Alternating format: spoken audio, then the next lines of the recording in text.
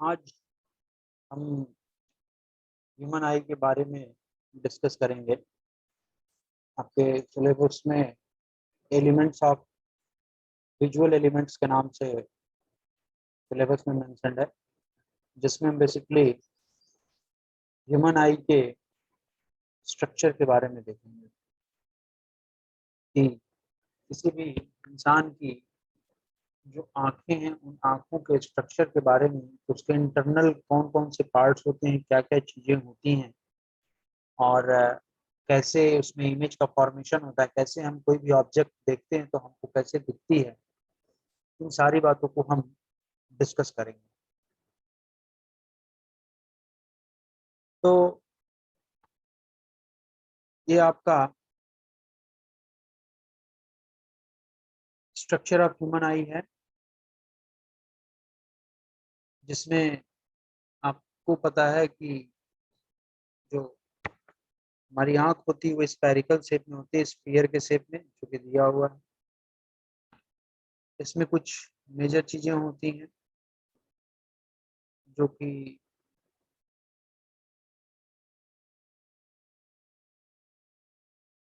आपका लेंस होता है,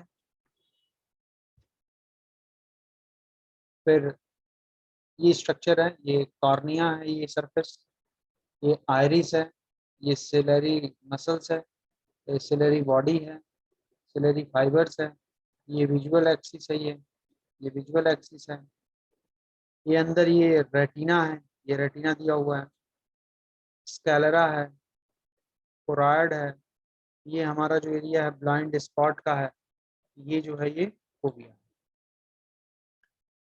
ये जितने भी मैंने अभी चीजें बोली, इन सब के बारे में हम डिस्कस करेंगे कि किसका क्या काम होता है। क्या काम होता है स्कैलरा का, क्या होता है कोराइड का, क्या करता है रेटिना, क्या करता है सिलरी फाइबर्स, क्या करता है कॉर्निया। सारी बातों को हम डिस्कस करेंगे वन बाय वन। चलिए देखते हैं।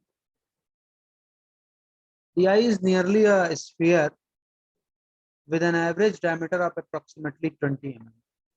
जो मैंने अभी बोला, कोई भी जो आंख होती है, आई, बेसिकली स्फेयर के शेप की होती है, जिसके डायमीटर नॉर्मली 20 mm के आसपास होती है। There are 3 membranes enclose in the eye. 3 membrane होती हैं जिसके अंदर आंख होती है। Number 1 is cornea, number 2 is sclera outer cover, number 1 cornea and sclera outer cover, number 2 the choroid and number 3 is retina. Basically जो आंख होती है वो 3 मेम्ब्रेन से के अंदर होती है, और वो 3 मेम्ब्रेन कौन कौन सी होती हैं? 3 चीजें। Number 1 is cornea and sclera outer cover. तो यहाँ पे देखिए कॉर्निया एंड स्कैलरा था, ये कॉर्निया, ये कॉर्निया, ये कॉर्निया, ये स्कैलरा, ये आउटर कवर में है। द कोराइड, कोराइड ये है, इसके अंदर का है कोराइड। और फिर रेटिना एंड रेटिना, रेटिना भी अंदर ही होता है। ये देखिए रेटिना भी अंदर का ही अंदर का ही मेम्ब्रेन है। ठीक है। तो बेसिकली जो ह्यूमन आई होती है उसमें 3 मेम्ब्रेन होते हैं, cornea and sclera, the outer cover जो कि बाहरी सरफेस होता है, बाहरी मेम्ब्रेन होता है। दूसरा क्या होता है? कोराइड। तीसरा क्या होता है? रेटिना।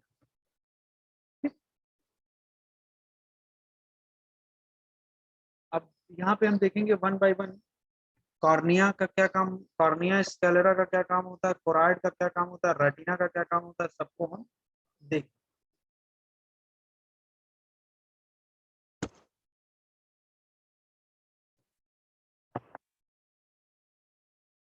तो सबसे पहले हम कॉर्निया का देखते हैं। Basically, cornea is a transparent tissue that covers the anterior surface of the eye and continuous with the cornea. The sclera is an opaque membrane that encloses the remainder of the opaque globe. Basically जो cornea होता है ये transparent tissue होता है जो human आई के interior surface को cover करता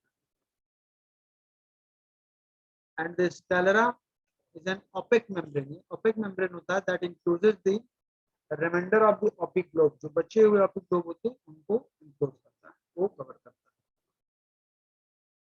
ठीक है. कॉर्निया क्या होता है? बेसिकली ट्रांसपेरेंट टिश्यू होता है जो कवर करता है interior surface of the I.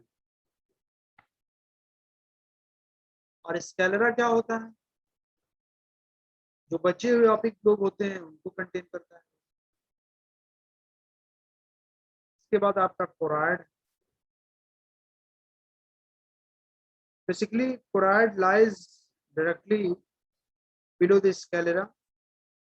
This membrane contains a network of blood vessels that serve as major source of nutrition to the eye. क्या कहना है? कोराइड क्या कहता है? The choroid lies between directly below the sclera. Sclera के just below होता है. जैसे देखिए स्क्लेरा के जस्ट अंदर, ये बिलो, इसके अंदर होता है choroid. This membrane contains a network of blood vessels. इस मेम्ब्रेन में बेसिकली आप कह सकते हैं कि कुछ वेसल्स होती हैं जिसके थ्रू ब्लड में जो आंख होती है, आंख में हमको ब्लड का सर्कुलेशन उसी के थ्रू होता है और आंख को जो भी न्यूट्रिशन की जरूरत होती है वो उसी के थ्रू जाता है, कोराइड के थ्रू जाता है. Even superficial injury to the choroid often not deemed serious and it can lead to severe eye damage as a result of inflammation that restricts blood flow. Basically,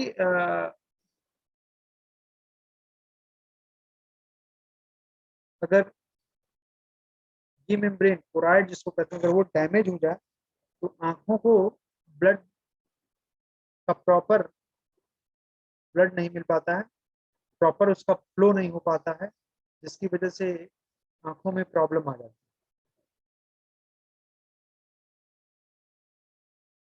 ठीक है.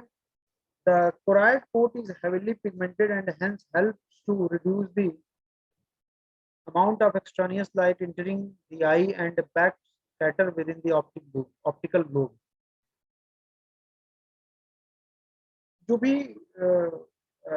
कभी कभी ऐसा भी होता है कि बहुत सारी लाइटें ऐसी होती हैं जो बहुत ही डेंजर होती हैं या बहुत तेज उसका इंटेंसिटी होती है, तो उन सारे लाइट्स को आंख के अंदर एंटर करने से कोराइड ही रोकता है.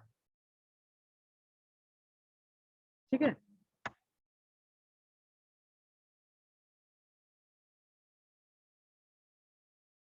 कोराइड के बारे में और देखते हैं. At its anterior extreme, the choroid is divided into ciliary body and the iris.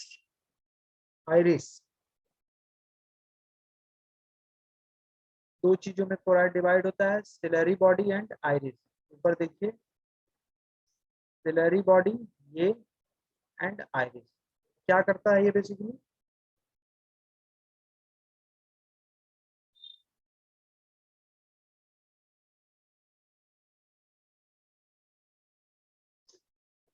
the latter contracts or expands to control the amount of light that enters eye. The central opening of the iris varies in diameter from approximately 2 to 8 meter. Basically जो ciliary body है ये आवश्यकता अनुसार, जैसे हम अपनी आंखों को छोटी और बड़ी ओपन करते हैं तो वो सिलेरी बॉडी जो है वही मैनेज करता है. वो जब ओपन होता है उसी की हेल्प से जो है, वही पीछे सपोर्टिंग में रहता है लेंस के, उसी की हेल्प से हमारी आंखें जो हैं, जो लेंस होता है वो एक्सपेंड होता है और contract. The front of the iris contains the visible pigment of the eye, whereas the back contains a black pigment. क्या मतलब है इसका? अच्छा, जो भी हम अपने जो सिलरी बॉडी की हेल्प से जब आंखों को एक्सपेंड और कॉन्ट्रैक्ट करते हैं, तो उसमें जो उस लेंस का डायमीटर है वो वेरी करता है 2 to 8 metre, 8 millimetre, 2 to 8 millimetre, ठीक है। और the front of the iris, जो हमारा आइरिस का फ्रंट होता है, it contains the visible pigment of the eye, whereas back contains a black pigment eye, ठीक है। तो कॉर्निया देखा हमने, फोरहार्ड देख लिया, थोड़ा सा लेंस के बारे में भी जान लें, फिर हम रेटिना के बारे में देखेंगे। Basically the lens is made up of concentric layers of fibrous cells, and it's suspended by fibers that attach to the ciliary body. Basically जो लेंस होता है ये मेड अप ऑफ, किससे बनता है? Concentric layer of fibre cell से। Fibre cell से concentric layers, fibre cell के लेयर्स से बनता है, जो कि सिलरी बॉडी से अटैच करता है। और साथ ही साथ इसमें 60 to 70% water, about 6% fat and more protein than any other tissue in the eye. It contains 60 to 70% water, about 6% fat and more protein than any other tissue in the eye.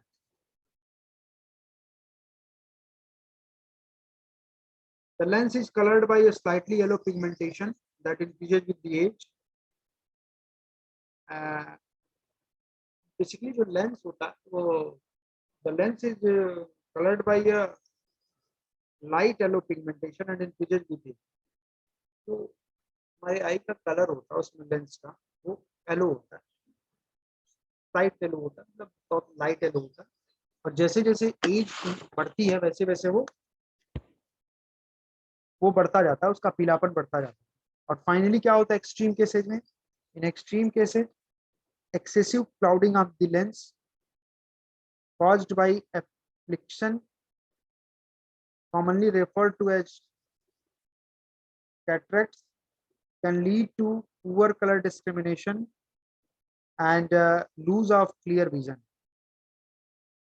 जैसे जैसे उसके आंख की उम्र आदमी की बढ़ती जाती है, एज बढ़ती जाती है, उसमें पीलापन धीरे धीरे आता जाता है। तो जैसे जैसे आंख में लेंस में पीलापन बढ़ता जाता है, वैसे वैसे उससे दिखाई भी कम देता है,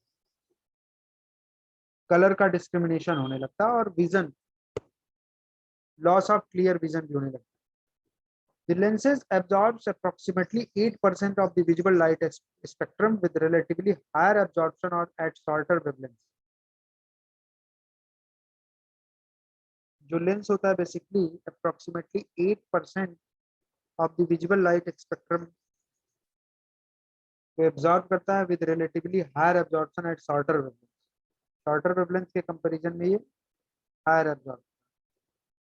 Both infrared and ultraviolet light are absorbed appreciably by proteins within the lens structure, and in excessive amounts can damage the eye.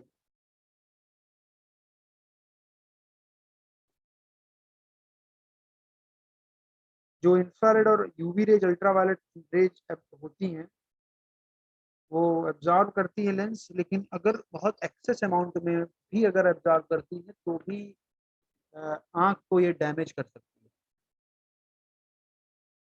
तो ये किसके बारे में हो गया? लेंस के बारे में।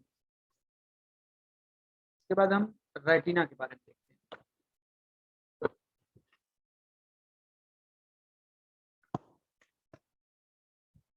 रेटिना क्या होता है?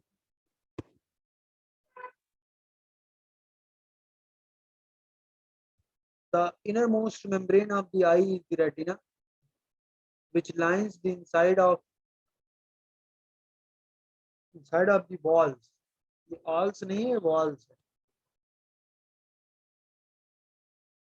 Walls entire posterior portion basically जो 3 मेम्ब्रेन हमने बताया था, कौन कौन सी? Cornea, sclera, outer cover, choroid and retina. तो जो रेटिना होता है सबसे इनर मोस्ट मेम्ब्रेन होता है आँख की, ठीक है। और कैसे क्या काम करता है retina? When the I is properly focused, light from the object outside the eye is imaged on the retina. Basically होता क्या है कि कोई भी ऑब्जेक्ट अगर हम देखते हैं अपनी आंखों के थ्रू, तो उसकी एक उल्टी इमेज हमारी आंख के रेटिना पे बनती है, और जो रेटिना पे जो इमेज बनती है वही हमको दिखता है। क्या कंसेप्ट है कि दूर की चीज अगर हम देखते हैं तो वो छोटी दिखती है, नजदीक की चीजों को देखते हैं तो बड़ी दिखती है। तो अभी हम एग्जांपल एक देख के देखेंगे। तो pattern vision is affordable by the distribution of discrete light receptors over the surface of the retina.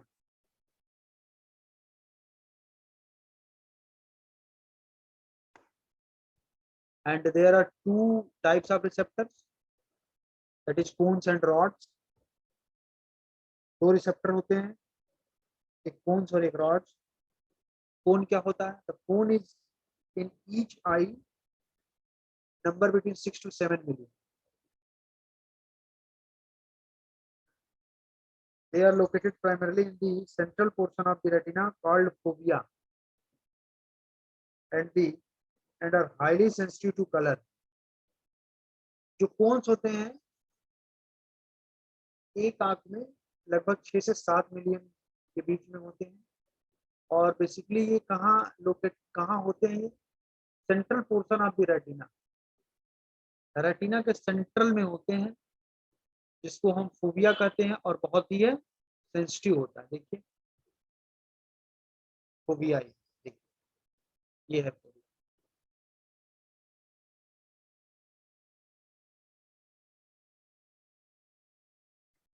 Six to 7 million एक आंख में होते हैं कोन्स, और जो रेटिना के बीच में ये होते हैं, जिसको हम फोबिया कहते हैं, और साथ ही साथ ये भी है कि ये बहुत ही सेंसिटिव, कलर के लिए बहुत सेंसिटिव, ठीक है। इसके बाद हम देखते हैं दूसरा receptor, rod.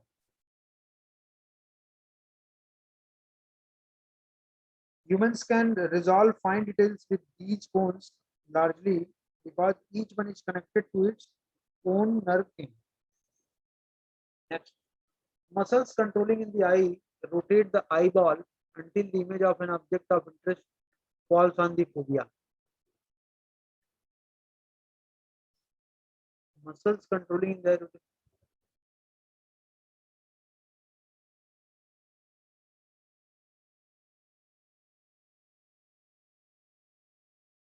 Cone vision is called photopic और ब्राइट लाइट विजन। कोन विजन को हम क्या बोलते हैं? फोटोपिक और ब्राइट लाइट विजन भी बोलते हैं, कलर विजन, कोन विजन को, सॉरी। इसके बाद हम कोन को देखिए, दूसरे रिसेप्टर हम रॉड्स को देखते हैं। The number of rods is much larger. Some 75 to 150 million are distributed over the retinal surfaces. The number of rods is much, बहुत ज्यादा होता है। रॉड की संख्या 75 से 150 मिलियन, जो कि पूरे रेटिनल सरफेस पे डिस्ट्रीब्यूट रहता है, ठीक है। The larger area of distribution and the fact that several rods are connected to a single nerve in reduce the amount of discriminable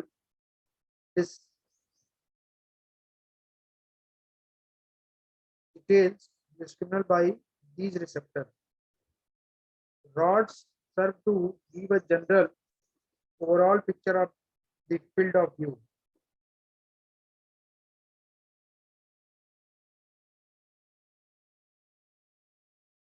They are not involved in color vision and are sensitive to low level of illumination.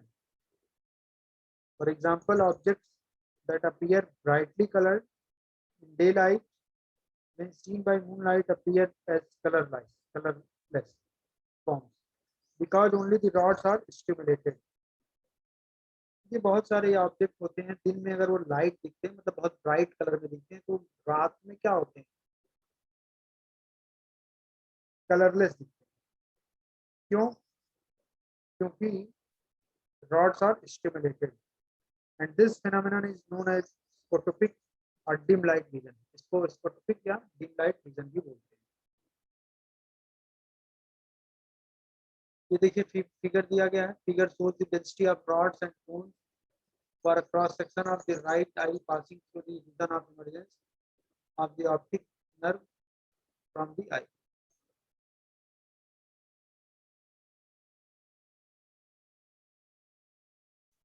क्या है इसका मतलब x axis पे degree from visual axis और Y पे इधर क्या है नंबर ऑफ रॉड्स और कोन्स पर millimetre square.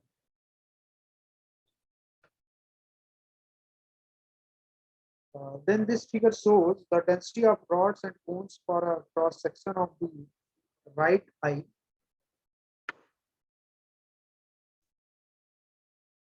passing through the region of emergence of the optic nerve from the eye. The absence of receptors,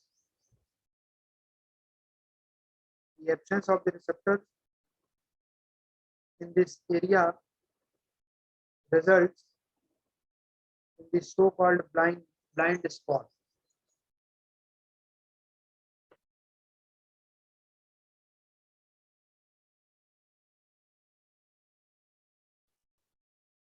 अगर रिसेप्टर्स ना हो जिस एरिया में रिसेप्टर नहीं होते हैं उस एरिया को हम ब्लाइंड स्पॉट कहते हैं. जैसे ये रहा मैं इमेज में दिखाता हूँ. ये देखिए इस एरिया में यहाँ पे ब्लाइंड स्पॉट होता है. जैसे कभी कभी क्या होता है कि जब इमेज हमारे रेटिना पे ना पड़ के इमेज उसकी जो है कोई भी ऑब्जेक्ट का इमेज ब्लाइंड स्पॉट पे पड़ता है तो वो हमको दिखाई नहीं देता है. धुंधला दिखाई देता है क्लियर नहीं दिखाई देता.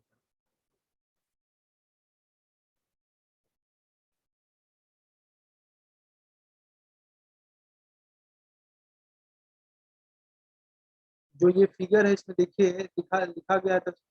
Figure shows that cones are most dense in the center of the retina, in the center area of the fovea.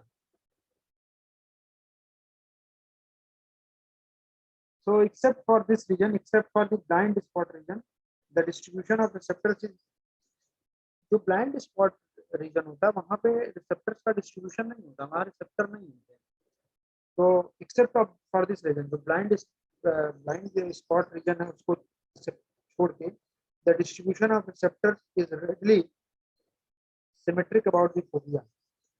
Receptor density is measured in degrees from the fovea, which is degrees of axis as measured by the angle found by the visual axis and a line passing through the center of the lens and intersecting the retina.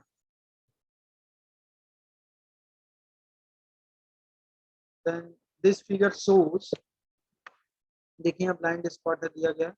ये cons और rods का देखिए दिया गया है. Cons आपका ये thick line से और रॉड का जो है dotted line. So in this figure shows the cones are most dense in the center of the retina. देखिए center of the retina यहाँ पे देखिए ज्यादा dense है. In the center of the retina and that rod increases in density from the center out of approximately 20 degree of axis and then decrease in density out to the extreme periphery of the retina.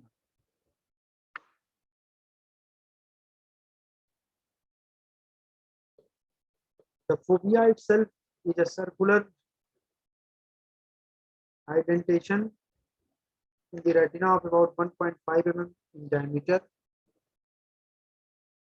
However, in terms of future discussion, talking about square or rectangular arrays of sensing elements is more useful. Thus, by taking some liberty in the interpretation, we can view the fovea as a square sensor array of size 1.5 mm cross 1.5 mm. The density of the cone in that area of the retina is approximately 1,50,000 elements per millimeter square. Based on these approximations, the number of the cones in the region of highest acuity in the eye is about 3,37,000 elements.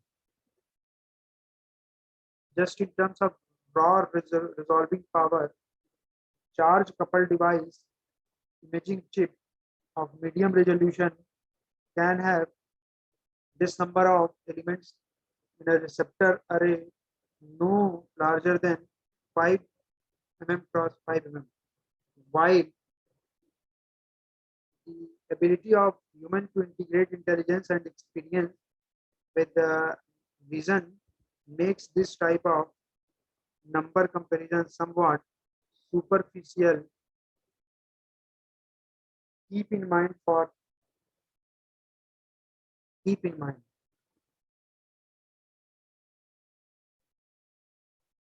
And next, image formation in the eye. आंख के अंदर image कैसे बनती है तो देखो. The principal difference between the lens of the eye and the ordinary optical lens is that the former is flexible.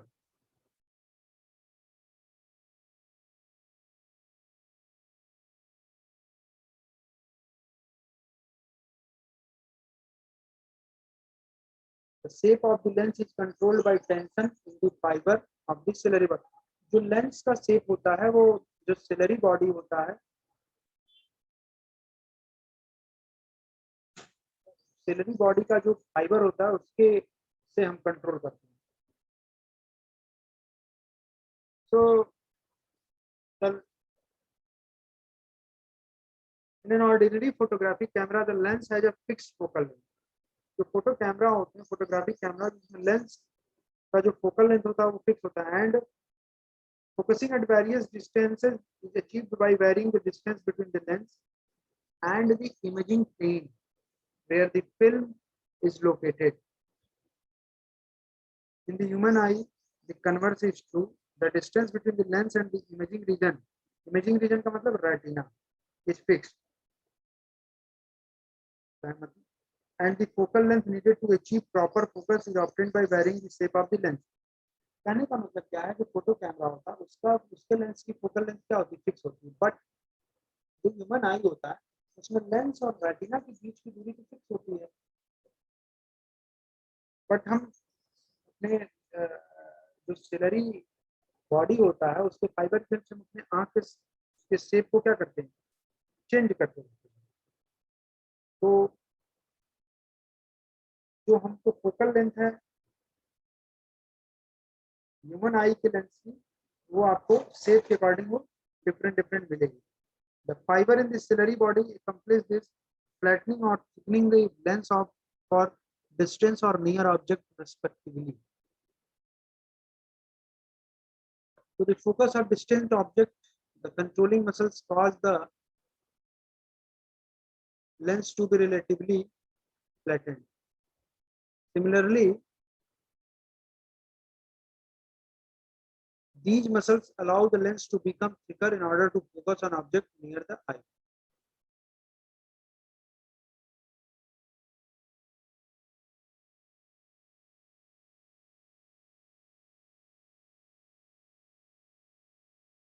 Next ये हमारा देखिए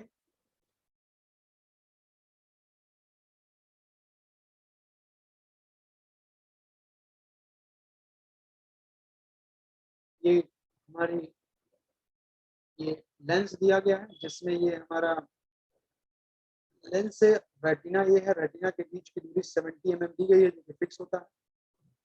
और यहाँ लेंस से क्या होता है, कोई इमेज है जो कि 100 मीटर की दूरी पे है, कोई एक पेड़ है जिसकी हाइट 15 मीटर है, तो इसकी रेटिना पे जो है यहाँ पे देखिए उल्टी इमेज बनती है जिसकी वजह से हमको दिखाई देता है।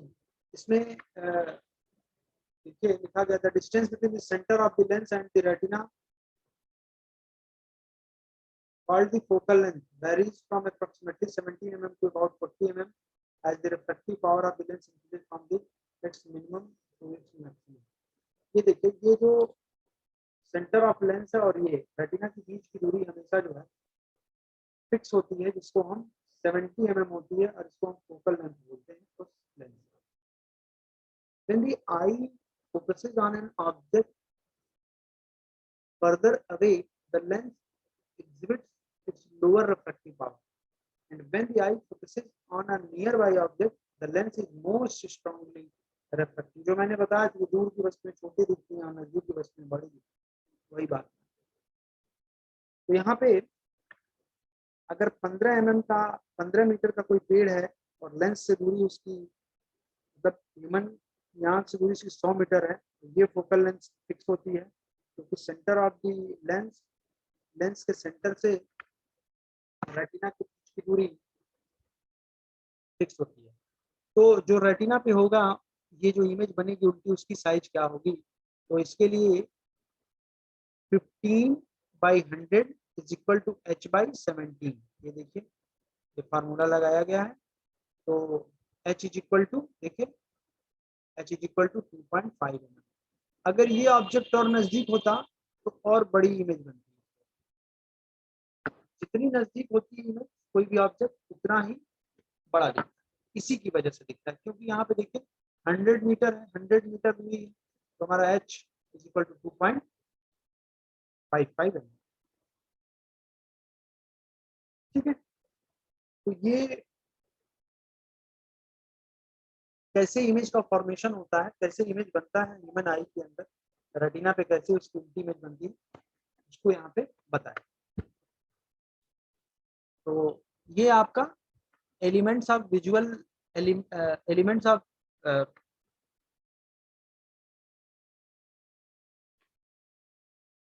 एलिमेंट्स ऑफ विजुअल परसेप्शन जो आपके सिलेबस में मेंशन है उसमें बेसिकली यही आपको पढ़ना था ह्यूमन आई के बारे में, जिसको आज हम लोगों ने डिस्कस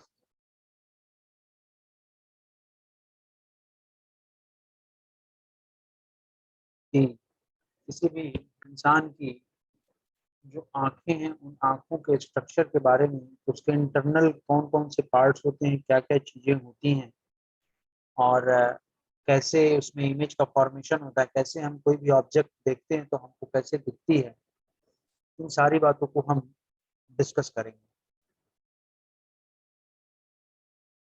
तो ये आपका स्ट्रक्चर ऑफ ह्यूमन आई है, जिसमें आपको पता है कि जो हमारी आंख होती है वो स्फेरिकल शेप में होती है, स्फीयर के शेप में जो कि दिया हुआ है। इसमें कुछ मेजर चीजें होती हैं जो कि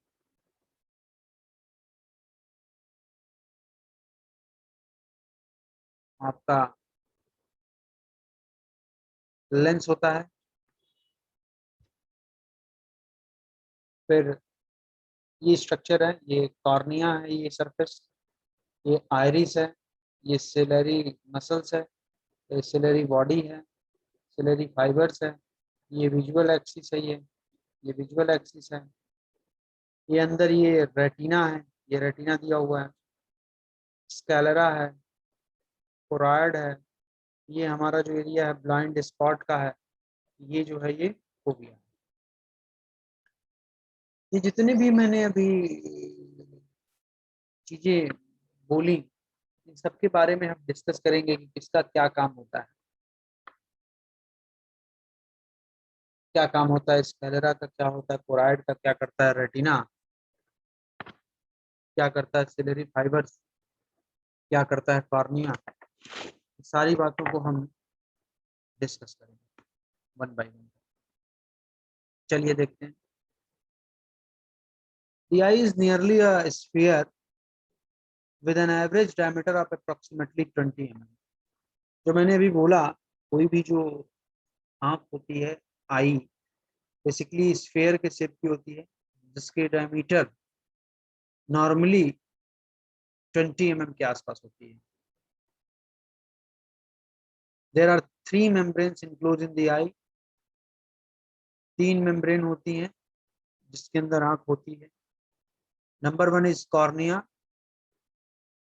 number 2 is sclera outer cover. Number 1 cornea and sclera outer cover. Number 2 the choroid and number 3 is retina. Basically जो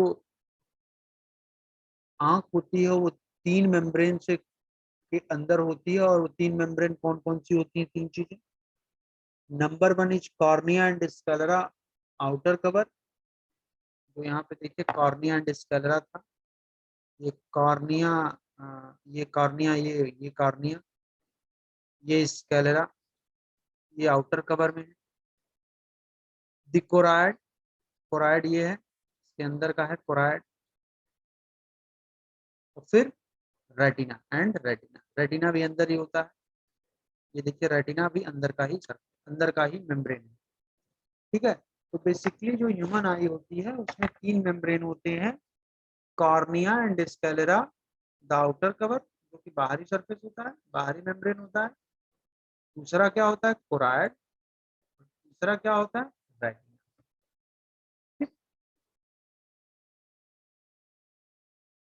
अब यहाँ पे हम देखेंगे वन बाय वन, कॉर्निया का क्या काम, कॉर्निया स्क्लेरा का क्या काम होता है, कोराइड का क्या काम होता है, रेटिना का क्या काम होता है, सबको हम देख।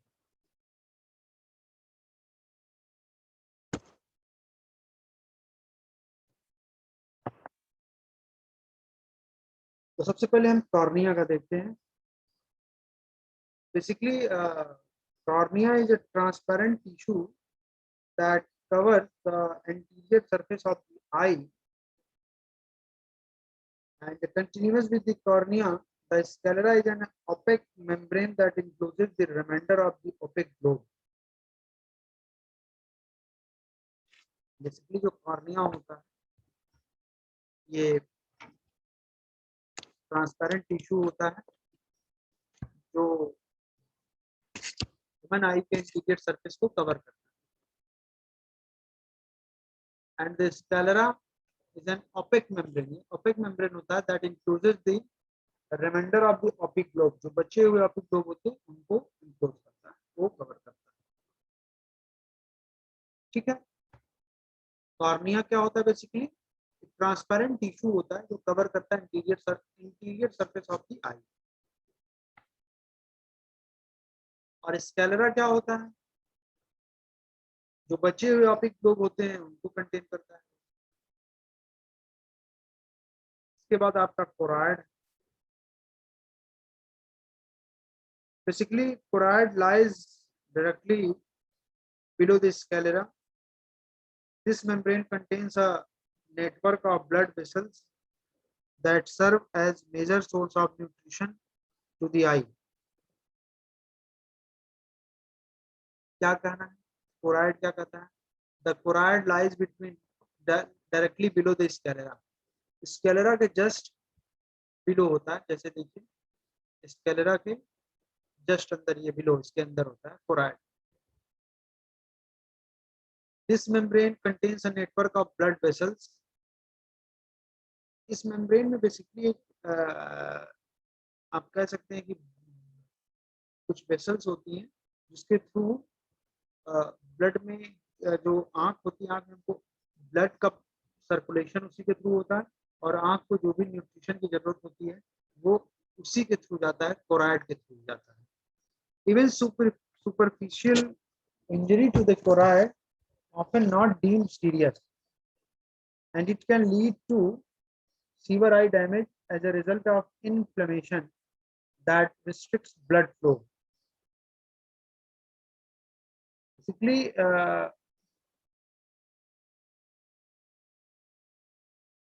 अगर ये मेम्ब्रेन कोराइड जिसको कहते हैं अगर वो डैमेज हो जाए तो आंखों को ब्लड का प्रॉपर ब्लड नहीं मिल पाता है, प्रॉपर उसका फ्लो नहीं हो पाता है, जिसकी वजह से आंखों में प्रॉब्लम आ जाती है।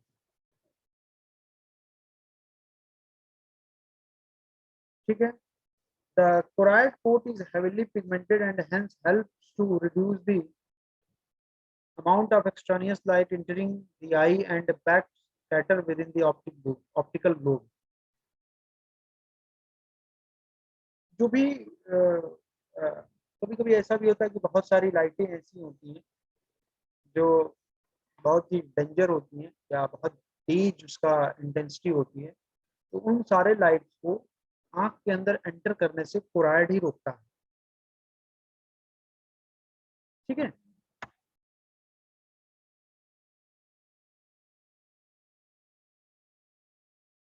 कोराइड के बारे में और देखते हैं। At its anterior extreme, the choroid is divided into ciliary body and the iris.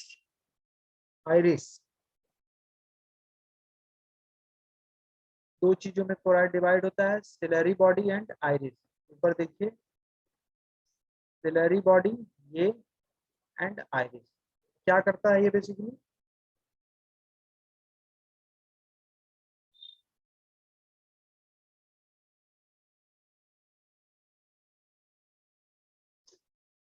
the latter contracts or expands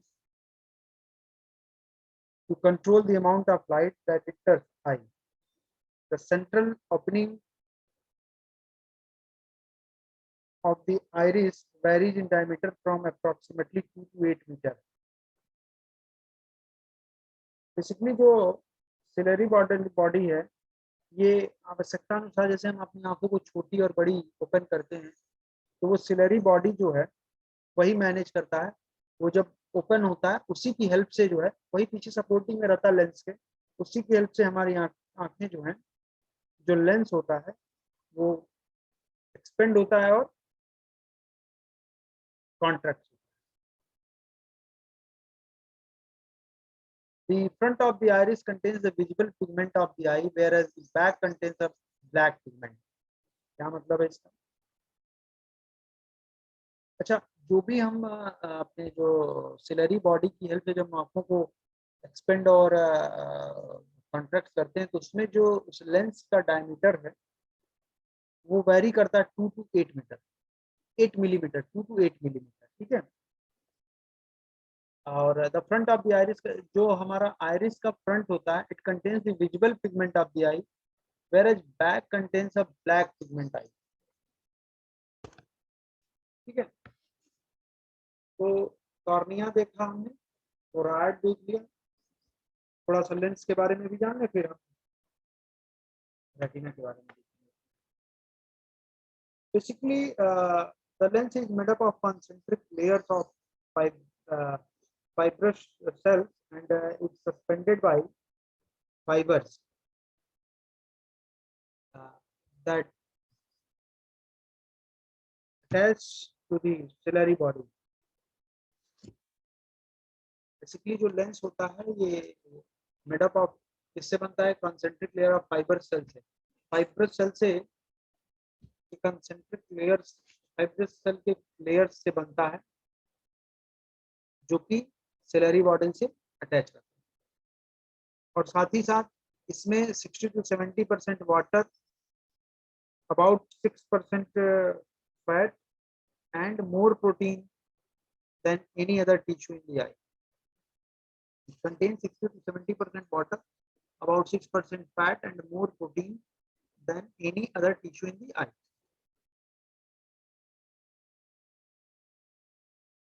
The lens is colored by a slightly yellow pigmentation that increases with the age. Basically जो lens होता है वो the lens is colored by a light yellow pigmentation and increases with age.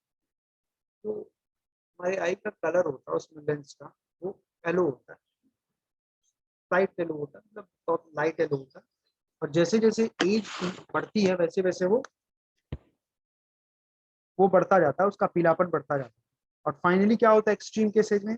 In extreme cases excessive clouding of the lens caused by affliction, commonly referred to as cataracts, can lead to poor color discrimination and lose of clear vision. जैसे जैसे उसके आंख की उम्र आदमी की बढ़ती जाती है, एज बढ़ती जाती है, उसमें पीलापन धीरे धीरे आता जाता है। तो जैसे जैसे आंख में लेंस में पीलापन बढ़ता जाता है, वैसे वैसे उससे दिखाई भी कम होता है, कलर का डिस्क्रिमिनेशन होने लगता है और vision, loss of clear vision भी होने लगता है। The lenses absorbs approximately 8% of the visible light spectrum with relatively higher absorption or at shorter wavelengths. जो लेंस होता है basically approximately 8% of the visible light spectrum को एब्जॉर्ब करता है with relatively higher absorption at shorter wavelengths. Shorter wavelengths के comparison में ये higher absorption. Both infrared and ultraviolet light are absorbed appreciably by proteins within the lens structure and in excessive amounts can damage the eye.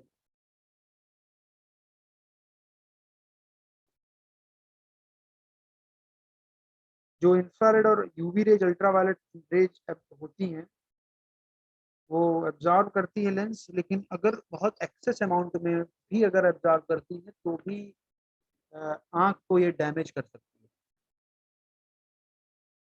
तो ये किसके बारे में हो गया? लेंस के बारे में।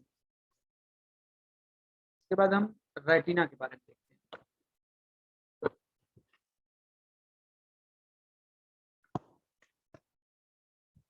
रेटिना क्या होता है?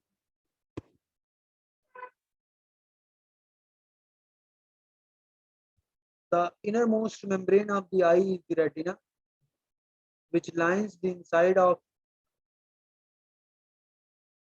the walls. ये walls नहीं है, walls है। Walls entire posterior portion. Basically जो तीन मेम्ब्रेन हमने बताया था, कौन कौन सी? Cornea, sclera, outer cover, choroid and retina. तो जो रेटिना होता है सबसे इनर मोस्ट मेम्ब्रेन होता है आंख, ठीक है। और कैसे क्या काम करता है retina? When the I is properly focused, light from the object outside the eye is imaged on the retina. Basically होता क्या है कि कोई भी ऑब्जेक्ट अगर हम देखते हैं अपनी आंखों के थ्रू, तो उसकी एक उल्टी इमेज हमारी आंख के रेटिना पे बनती है, और जो रेटिना पे जो इमेज बनती है वही हमको दिखता है। क्या कंसेप्ट है कि दूर की चीज अगर हम देखते हैं तो वो छोटी दिखती है, नजदीक की चीजों को देखते हैं तो बड़ी दिखती है। इसको अभी हम एग्जांपल एक देख के देखेंगे। तो pattern vision is affordable by the distribution of discrete light receptors over the surface of the retina.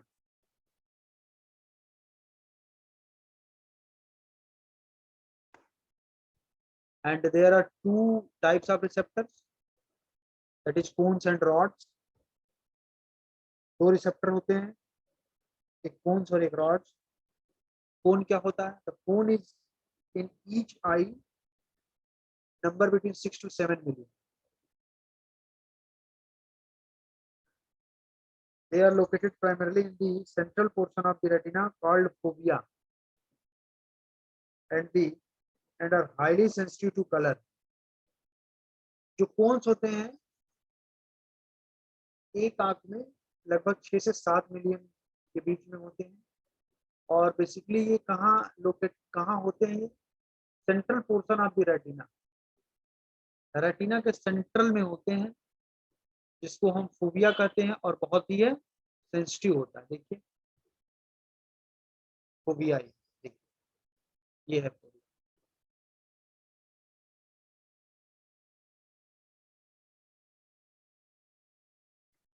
6 to 7 million एक आंख में होते हैं कोन्स, और जो रेटिना के बीच में ये होते हैं जिसको हम फोविया कहते हैं, और साथ ही साथ ये भी है कि ये बहुत ही सेंसिटिव कलर के लिए, बहुत सेंसिटिव। ठीक है, इसके बाद हम देखते हैं दूसरा receptor rod.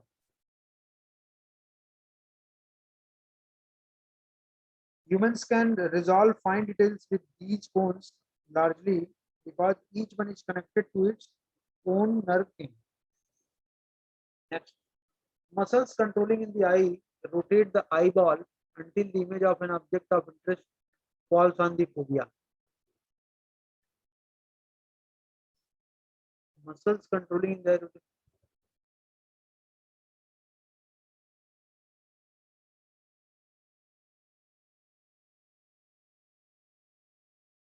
Cone vision is called photopic और ब्राइट लाइट विजन। कोन विजन को हम क्या बोलते हैं? फोटोपिक और ब्राइट लाइट विजन भी बोलते हैं, कलर विजन, कोन विजन को, सॉरी। इसके बाद हम कोन को देखिए, दूसरे रिसेप्टर हम रॉड्स को देखते हैं।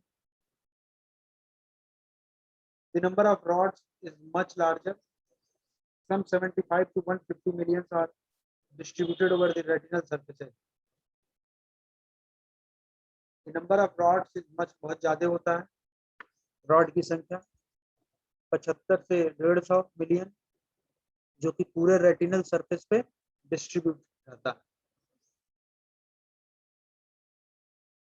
ठीक है,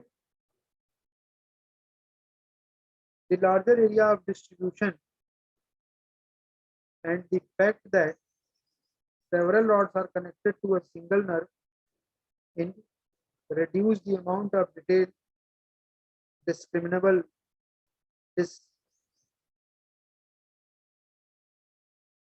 details discriminable by these receptors. Rods serve to give a general overall picture of the field of view.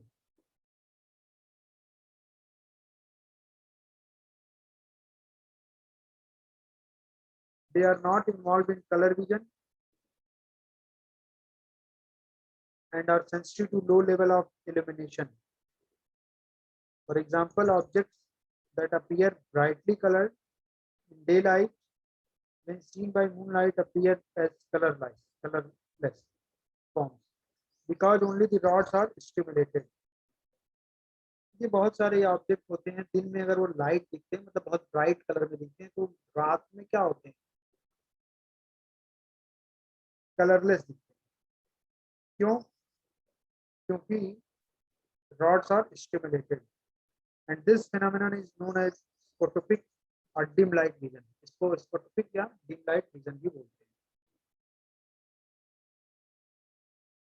ये देखिए फिगर दिया गया है। Figure shows the density of rods and cones for a cross section of the right eye passing through the region of emergence of the optic nerve from the eye.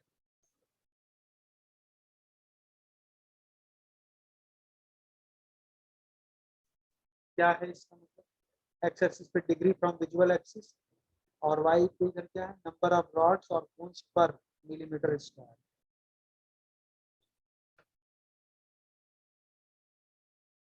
Then this figure shows the density of rods and cones for a cross section of the right eye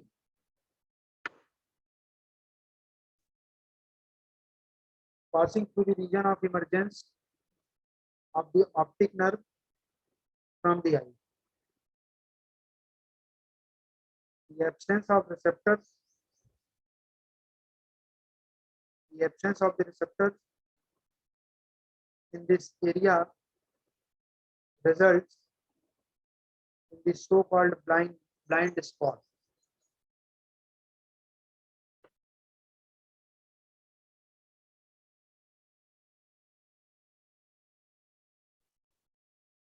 अगर receptors ना हो, जिस area में receptor नहीं होते हैं, उस area को हम ब्लाइंड स्पॉट कहते हैं। जैसे ये रहा, मैं इमेज में दिखाता हूँ। ये देखिए, इस एरिया में यहाँ पे ब्लाइंड स्पॉट होता है। जैसे कभी कभी क्या होता है कि जब इमेज हमारे रेटिना पे ना पड़ के इमेज, उसकी जो है कोई भी ऑब्जेक्ट का इमेज ब्लाइंड स्पॉट पे पड़ता है तो वो हमको दिखाई नहीं देता है, धुंधला दिखाई देता है, क्लियर नहीं दिखाई देता।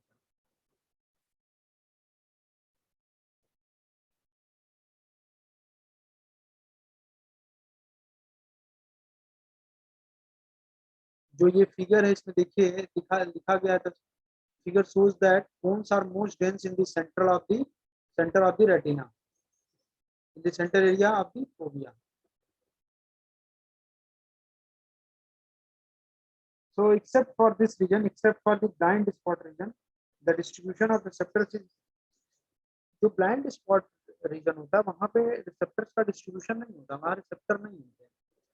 तो except for this region, जो blind spot region है उसको छोड़ के, the distribution of receptors is readily symmetric about the fovea. Receptor density is measured in degrees from the fovea, which is degrees of axis as measured by the angle found by the visual axis, and a line passing through the center of the lens and intersecting the retina.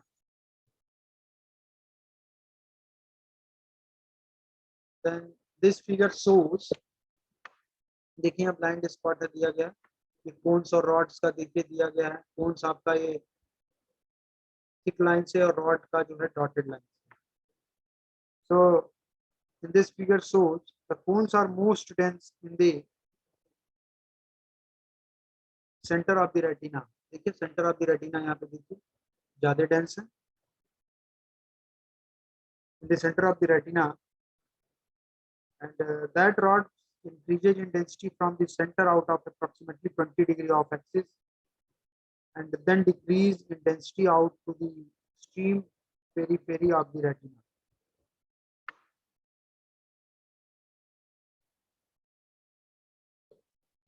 The fovea itself is a circular indentation in the retina of about 1.5 mm in diameter. However, in terms of future discussion, talking about square or rectangular arrays of sensing elements is more useful. Thus, by taking some liberty in the interpretation, we can view the fovea as a square sensor array of size 1.5 mm cross 1.5 mm. The density of the cone in that area of the retina is approximately 1,50,000 elements per millimeter square. Based on these approximation,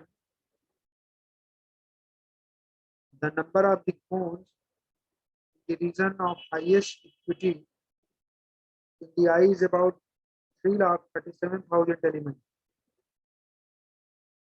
Just in terms of raw resolving power, charge coupled device imaging chip of medium resolution can have this number of elements in a receptor array no larger than 5 mm cross 5 mm, while the ability of human to integrate intelligence and experience with the vision makes this type of number comparison somewhat superficial. Keep in mind